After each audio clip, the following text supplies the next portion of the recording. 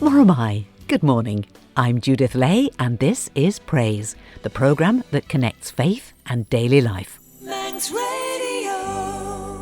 On the programme today, how preserving a part of the island's history has given a new lease of life to a Laxey church. And Louise Whitelegg explains why she wants everyone to join her in Douglas on Wednesday, preferably with their alarm clocks. And our music is from the Celtic repertoire of CAIM. This is the Lindisfarne Liturgy. If we have turned away from your light, Lord have mercy. If we have wandered by our words, Christ have mercy. If we've been deaf to your call to serve, Lord have mercy. Lord have mercy.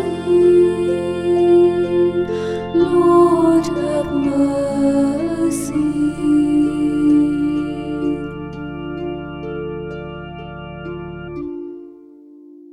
God of the elements, glory to you, glory to you, glory to you, glory to you for flowing air, glory for light beyond compare, glory for water as it flows, glory for soil and all that grows, glory for life and love and birth, glory to you, Lord of the earth. The Lindisfarne Liturgy by CAIM, a harmony trio who also sometimes perform as a duo, and that's what they're doing here on their CD God of the Elements, featuring Heather Innes and Jacinth Hamill. And there'll be more from CAIM, the duo, later in the programme. Reverend Joe Dudley, vicar of Christ Church in Laxey, sends me an electronic copy of her newsletter each week, and it must have been well over a year ago that I first saw a mention of the Laxey Valley project, in which Christ Church could be playing a key role. Well, many months and a lot of hard work has been done, and next Saturday, June the 29th at noon in Christchurch, the Visit Laxey Valley Heritage Trail will be officially opened. Christchurch in Laxey, just by the tram station, will be the welcome centre, the starting point for the Heritage Trail. And from next Saturday onwards, it'll be open with volunteers on hand to greet visitors each day between 10 a.m. and 4 p.m. So what is the trail and how did it come into being? Well, let's begin by meeting Dr. Richard Hubbard. He doesn't live on the island, but has very strong Manx connections, as he now explains. Laxey has been very close to me my whole life, despite the fact it's not me that's the Manxman, it's my wife and her mother, Margaret Caldwell, who was born into the Kinrade family, and through my entire life I've heard about Laxey almost every single day. So how did it develop from that? Unfortunately, my mother-in-law had passed away a year or so ago, and by background I'm a geologist. And so I've always had an interest in the Laxey mine. I think it's just an amazing thing. And I thought it would be a very nice, good and appropriate thing to do, to try and do my little bit to help with Laxey and not only remembering it, but giving it a bright future. It's an amazing history. We're referring to it as the valley that led the world, with the pun on lead there. But for a while, there were 1,000 people working in Laxey Valley. It was a hotbed of Victorian mining engineering, and it was a commercial centre. It was the most profitable mine in the British Isles, and indeed, briefly, the largest zinc mine in the world. But this is an extraordinary story that's just begging to be told, isn't it? It is, and that's really what drove me. So working with Valerie Kinrade, and we're cousins, we've really been working at this hard for the last 12 months, and really it was essential for us to have a welcome centre. And thankfully to the Reverend Joe Dudley here, we've worked with the Church of England and the procedures. Archdeacon Brown has been amazingly supportive, and we've just received our permission for the Christ Church to become a welcome centre in addition to its parish church duties. I recorded this conversation with Richard Hubbard when he was on the island recently. We met at Christchurch, and with Richard was the cousin he's just mentioned, Valerie Kinrade, who lives in Laxey and is well known for her skills as a singer. But, as I was about to discover, she's expert in other fields too. My background is actually in sort of history and music, because I did my MPhil in music tourism of the Isle of Man over a 100-year period. So I've always been a real history geek.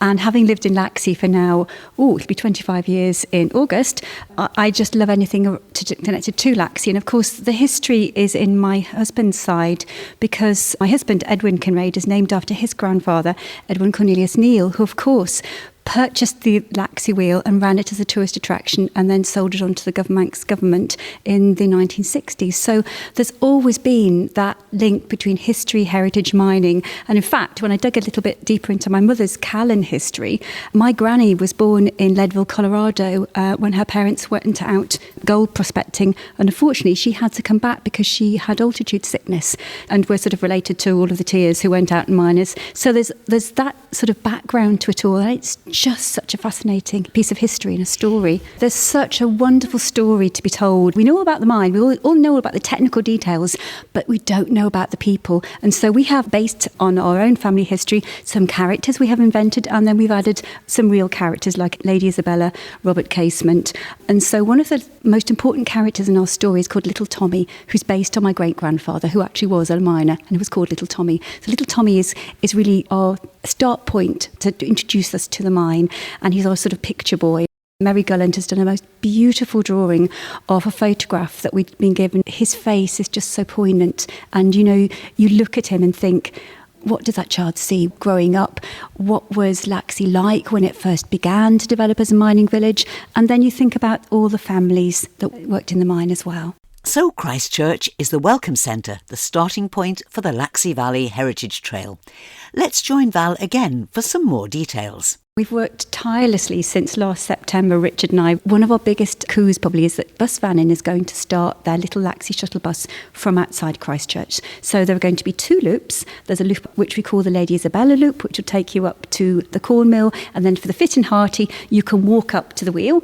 And for those that can't, you can see the wheel and take photographs. And then there's another loop that's going to take you down to the beach. So you can explore what sort of mining heritage was down there, because the ore was extracted, but then went to the washing floors and then was taken down to the beach to be exported. Then there will also be, when the visitor arrives from the tram, there'll be signs saying, come to our welcome centre. And it is a welcome centre because we want people to feel that they can come into the church. It's a beautiful building anyway, and it is a really lovely, warm, welcoming place. So we will just have a television screen. On that television screen, we're going to have Captain Rowe. So Captain Richard Rowe will tell you a little bit about the mines, and then we'll have some leaflets. Alice Quayle has designed a beautiful little map for us, and you can go out and explore the Laxey Valley yourself. And then if you're really dynamic and good at walking, you can trot up to Agnish, and then Agnish Chapel is going to be open, and then by appointment, if you have groups, they will give you tea and a talk. It's a sort of place that you can spend a whole day in Laxey, or if you've only got half an hour, you can go and look at our honeypot map. If you want to go to somewhere like one of the tea shops, you can find that is actually Dunbar's original bank. And then we've been very fortunate that we've also been given the room that was a crafty weaver, and that's going to be turned into Captain Rowe's office. And you can learn more about the mine there as well. Let's bring the Vicar of Christchurch, Reverend Joe Dudley, into the conversation now. Joe loves her church and the whole village and is constantly looking for ways to use the church to serve the community. So I thought she must be delighted with this opportunity to give the building an additional purpose, as well as keeping it as a beautiful place of worship. Yes, indeed. I mean, we're told that 55,000 visitors come through Laxey and not many of them go to it. So the church is so close to the railway station that many people don't even know the church is there because of the trees. They're hiding it. So we're trying to get new signage. We're trying to do all sorts of things. But the building itself lends itself to being used by the community for the community. It was built by the miners for the miners. And you can go back through lots and lots of history. OK, I've only been on the island 8 years, but I come from a village where there's 5 generations of my family that are buried in the local churchyards, and so I do empathise entirely with the people of the village, and it's just so wonderful to have been accepted and to be able to be part of something which has brought it alive. Last summer we were struggling and thinking we can't afford to pay our way, and all sorts of things were coming up, and I'm absolutely entirely convinced that God was in it. Dr. Richard Hubbard walked in, and from there on we've worked together, and we really were at the very low ebb of saying, OK, we're going to have to give in, give up. But that's the human side of it, and God, as I say, took a hand and Richard walked through the door.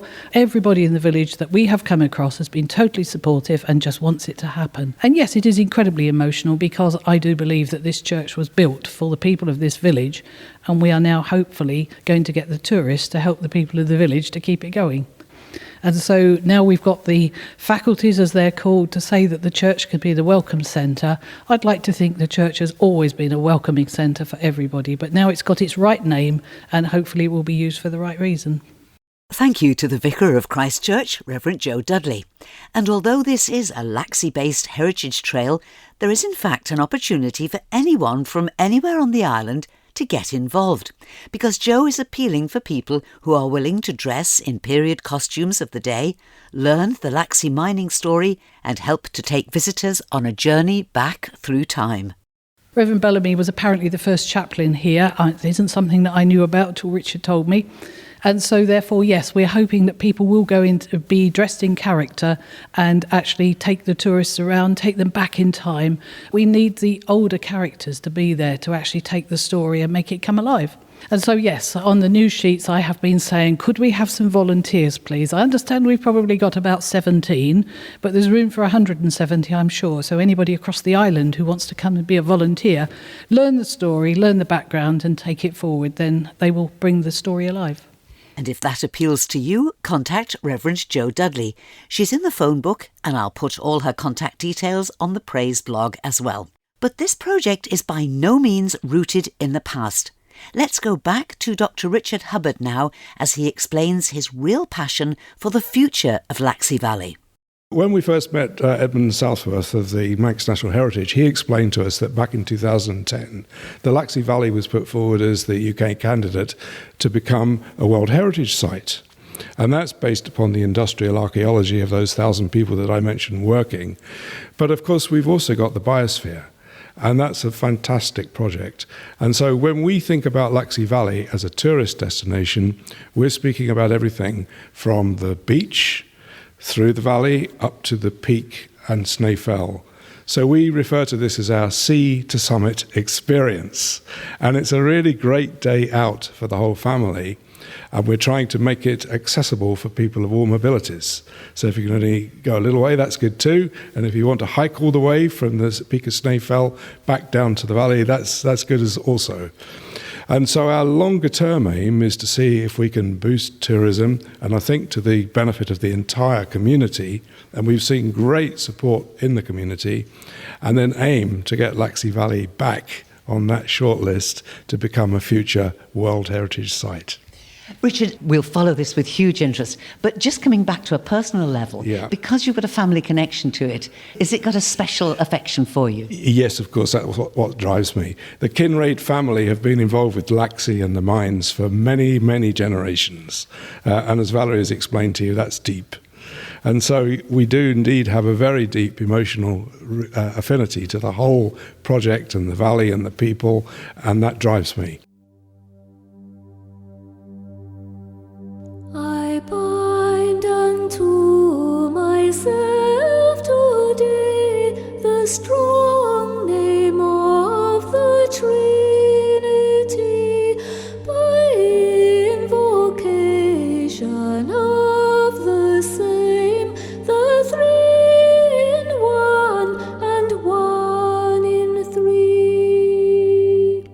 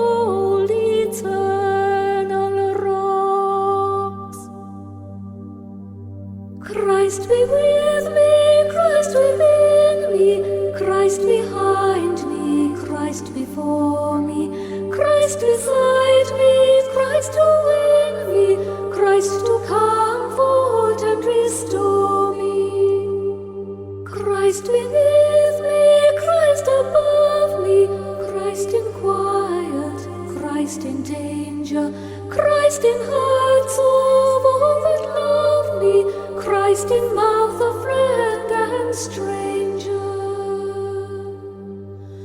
I bind unto myself today the power of God to hold and lead, His eye to watch, His might to stay, His ear to hearken to my need. The wisdom of my God to teach, His hand to guide, His shield to ward, the word of God to give me speech, His heavenly host to be my God.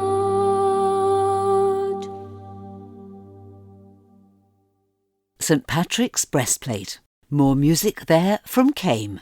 And thank you to Reverend Joe Dudley, Valerie Kinrade and Dr. Richard Hubbard, who were talking about the new Laxey Valley Heritage Trail that opens in the Welcome Centre in Christchurch in Laxey next Saturday, the 29th of June at 12 noon. Louise Whitelegg, the island's Christian Aid representative, is a frequent visitor to this programme, and she's back today with a new call to action. It's for all of us, and she joins us now to explain all about it. Good morning, Judith.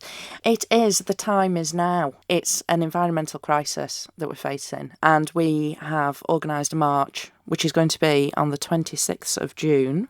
We're starting at about 11 o'clock. You're welcome to come along to the Promenade Methodist Church from 11. There'll be tea and coffee, and we'll be making some banners. And then from 12 o'clock, we're going to be live streaming the interfaith speeches from London.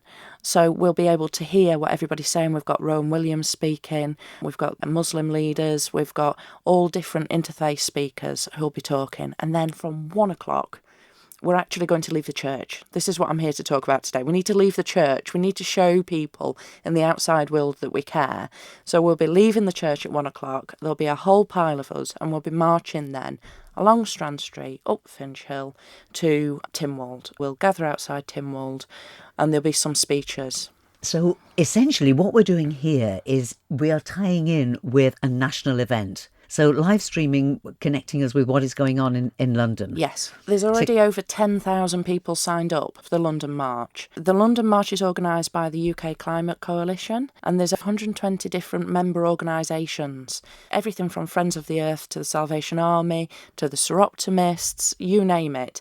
All the groups in the UK. So Christian Aid came to me. Obviously, it's one of our fundamental things because we know what's happening in the climate disproportionately is affecting the people in Asia and in Africa now. We're not feeling it as keenly as they are over there, but it's really important that we all do something. So I was asked to mobilise supporters, and then I thought to myself, well, I'm not going to get everyone on the plane and go over to London because that kind of is a bit hypocritical and defeats the object. So I thought, well, why can't we do one here? And also, it makes it accessible to so many more people. This is not just a church thing. Obviously, we want the churches to participate fully in it. But it's every organisation. This really does matter to everyone, doesn't it? Oh, absolutely. And we've got lots and lots of different organisations already signed up on the Isle of Man. So there's the Manx BirdLife Trust, there's Amnesty International, there's all the Green parties. There's a wide range of diverse groups all joined together for the first time ever to form a climate change coalition for the Isle of Man. So it's all part of that. So there'll be a great diverse range of people. And I think it's worth noting the reason why we're walking from Promenade Church, Strand Street, up Finch Hill, it's not terribly far, it's not terribly difficult. But also, if you're feeling that might be a little bit much, which I appreciate it is for some people, you can always join us at the Promenade Church and then take a shortcut and join us at the top up at Tynwald and listen to the speeches and find out what our asks are. The 3 asks that we've got are to keep fossil fuels in the ground. Currently, there's a licence going through for gas exploration in the sea. Can you imagine what we'd look like to the outside world if everyone else is keeping fossil fuels in the ground, yet we're issuing a new exploration licence for gas? That's one of the asks. Another one of the asks is free fare, so that's a campaign for free public transport for all. And the final ask is divestment of fossil fuels. And that's something everybody can do. You and I can do, the government can do. You ask questions of your pension provider. Is your money invested in fossil fuels? And if it is, can you move it? Move it away to a more sustainable investment. People say, we're on the Isle of Man, what can we really do that's going to make a change?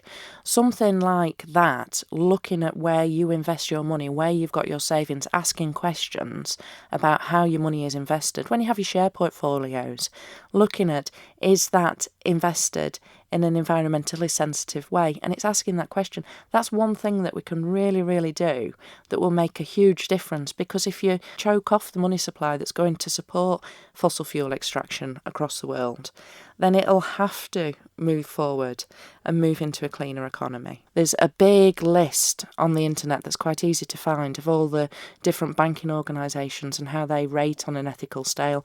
I'll post it up on the Christian Aid Facebook page so people can have a dig down and have a look at where the ethical status is of their financial institution. OK, moving on to the next thing. I firmly believe that giving us good, free, reliable public transport is the only way to get us out of our cars. But how feasible is it? Where's the money going to come from? There are going to be difficult choices to make, but the Climate Change Coalition on the Isle of Man believes that we can actually aim towards a net zero target for carbon emissions by 2035. Making sure we've got renewable energy, looking at having the access to the wind farms in the ocean, having and encouraging far more public transport. Tree planting. Let's reforest areas of the Isle of Man. We can plant trees. Along with the Woodland Trust, we want to try and get 10,000 trees planted in this season that's coming up. So it's October to April, but we need people to come along and plant. So there'll be opportunities, at the time is now March, to sign up, put your name down for a date and a location and come along and plant those trees. We've been so complacent for so long. We've had such a disposable society.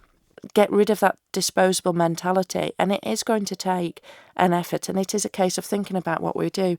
Christian Aid is in 42 different countries, and I've written to 38 of those different countries because I want to know what's happening now in their country with climate change. And you know, if I blanked off the top of where these countries came from, these answers that I've had back, I wouldn't be able to differentiate between them, because they're all saying the same thing to me, which is there's too little rain or there's too much rain. It's not predictable anymore. So it's affecting crop yields. They've got droughts. They're losing their animals. Their animals are dying. That's causing human displacement, which has got a knock-on effect. It's causing conflict and violence. We sit here in this lovely studio on this beautiful island. It's only by grace of God, by an accident of birth, that we've been born here on the Isle of Man and not in Ghana or Angola or Nigeria or these places that are at the blunt edge of climate change.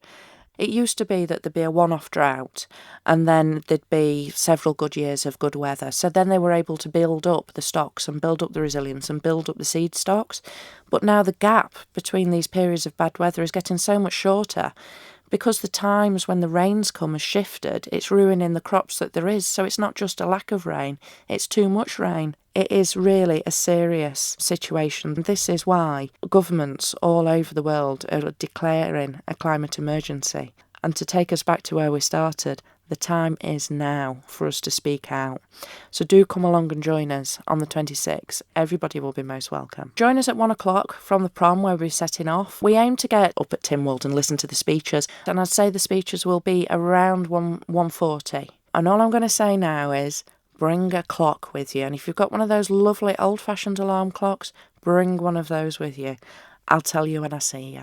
Louise Whitelegg, as ever, thank you very much indeed. Thank you, Judith. A pleasure. Thou art the door that's open wide.